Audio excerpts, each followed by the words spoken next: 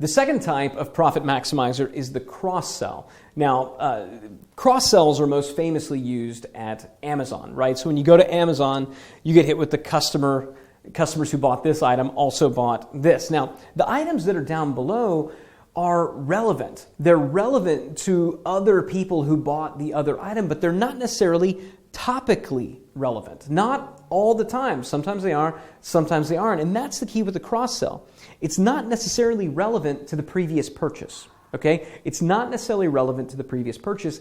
It only has to be appealing to the market as a whole. Okay? It only has to be appealing to the market as a whole. And this is a little bit of a dangerous gamble that you're playing with a cross-sell, because especially if you're doing it immediately. So if somebody purchases one thing and then immediately you're saying, hey, great, I'm so glad that you signed up for a AAA, membership. A lot of our AAA members also like to enjoy vacation discounts. So, would you like to have a, 3-day, 2-night vacation in Cancun? Yes or no? Now, maybe the AAA people are interested in that, but maybe they're not, right? Maybe they're interested in the deal, but maybe they're like, no, I don't want to go to a timeshare kind of thing. Why are you even offering me this? I signed up because I wanted roadside coverage in case I break down on the side of the road. Where did the idea of a vacation come from, right? Maybe it works, maybe it doesn't. It's worth testing, but you have to be careful, all right? You got to be a little bit careful, a little bit subtle, and that's why for us, we don't recommend running cross-sells immediately following a purchase, right? Because if somebody comes to us, going all the way back to the beginning, right? Somebody's kind of come to us because they believe that we can move them from a before state to an after state, okay? From before state to the after state. Remember that? You had Mr. Before and Mr. After, right? How can we move them from that before state to the after state? Well, if our core flagship product or service, we've made that promise, and now we're telling them, oh, actually, you need this other after state.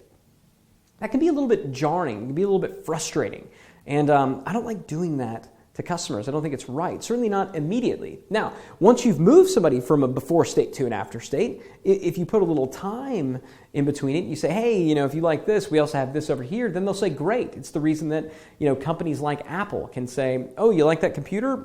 How about a phone? How about a watch? One day, probably how about a car, right? They can do that. But if you go shopping for a computer and they say, well, how about a phone or how about a car? Well, that's just weird, right? And it doesn't always feel great. So I'm not saying that cross-sells don't work, because cross-sells do work, obviously. Just look at Amazon. They do work.